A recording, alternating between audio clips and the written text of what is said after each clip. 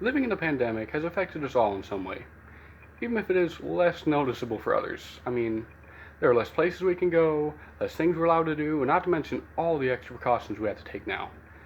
I mean, there's so many things that we have to find either different ways of doing or completely avoid doing. And even basic, everyday things like going to the store now require an extreme amount of forethought and planning just to avoid fear of getting the coronavirus. I mean, it's gotten crazy. I've barely gotten to leave my home since this started. And even then, we've only gotten any form of sustainable internet pretty recently, so I've barely had anything to do. If it wasn't for my video games, I'd probably gone insane by now. And things like work and school have changed drastically as well. Earlier, if I wanted to, I could have just, if I didn't know what I was doing, I could have looked over and asked someone who looked like they did.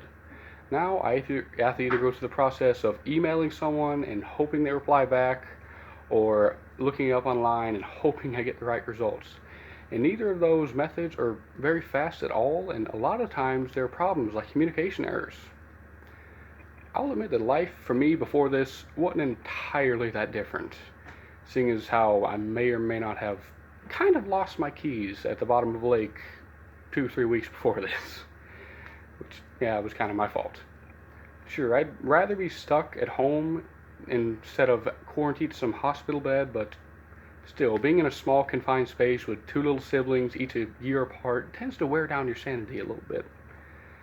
And so even when I do go out, which is usually to the store, I'll look left and right, and there'll be next to nothing in the aisles, just cleared. I mean, you could have a dream about going into the store, and they would almost definitely be out of toilet paper. Uh, Still, though, it's not as bad as it was. About 3 weeks ago, I went to a store to get something to eat for later. I looked down the aisle, and every food item was completely out of stock, except for pineapple pizza, which they had quite a few of, but come on, there's no surprise there. And the 6 foot apart policy is just, that has made so many things a lot more of a hassle than it needs to be. Try getting 2 little kids to follow that rule. It's like trying to catch a bear with string. I mean, it's possible, but it's not going to happen. I guess, though, that's probably a good thing, seeing as how people are listening to health officials, so there's a positive out of that. And the worst thing for me is, though, because I'm dual enrolled, the coronavirus has completely derailed my graduation. Here's going to be some kind of drive-through thing now, which it's just a great thing to look forward to.